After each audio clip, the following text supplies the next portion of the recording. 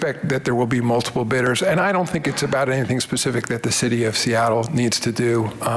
As you say, we have strong business partners there. I travel there frequently. The Storm have had great success in Seattle. It's just a wonderful market, and on top of that, enormous economic growth around technology. I think it has more to do with who comes forward as the potential owner, understanding the arena situation, understanding the economics, because putting aside what somebody is willing to pay for the franchise, we want to make sure they're in a position to be successful. And whether that means sharing a building, with the hockey team or whatever arrangement is put forward, that's what I meant before. When our team owners are, on one hand, they're compete like crazy on the court, but then they're all partners. And I think part of the issues we'll be looking at is, will we be putting a team in position to be successful in Seattle? I mean, I see no reason standing here today why that shouldn't be the case, but we're going to work through this process. Second row on the end on the right, Joe. Joe Freeman with the Oregonian. Might as well keep things in the Northwest here and look at the Blazers ownership situation. I know it hasn't been approved yet, but what do you think about Tom Dunnan as a prospective owner and just the long-term health of the Blazers and stability in Portland?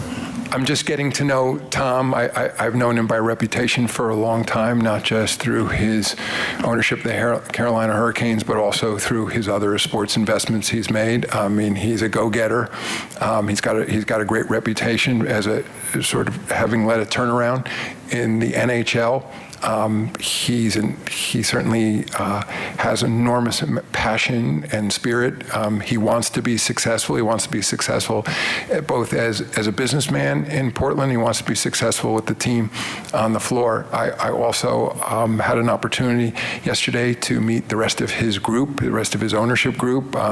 Similarly, you have some very successful people who are coming here. So I see no reason why he won't be successful in Portland. I think that he recognizes it's a unique opportunity. We have very many different types of markets in the NBA, but when you have markets that are single sport markets, I should say we also have a WNBA team coming to Portland as well right now, and I think that makes what needs to happen in the building even that much more important, because you can have two major league basketball teams there. So of course we need a state-of-the-art arena to play in. I think there seems to be agreement. As you know, I was in market recently that the Moda Center needs an upgrade. There's been a vote already to ensure that's going to happen. I think there's some other pieces that need to come together in the market to ensure that there's long-term support. But I'm a big, fan of the market. It was nice to be there. Joe Masco, my colleague, and I were there recently, and the support has been enthusiastic. Senator Wyden has gotten very involved as well. So, we expect that there'll be a vote shortly from our board. Tom and his group were just interviewed yesterday, so that's now the additional process, but that should happen in short order.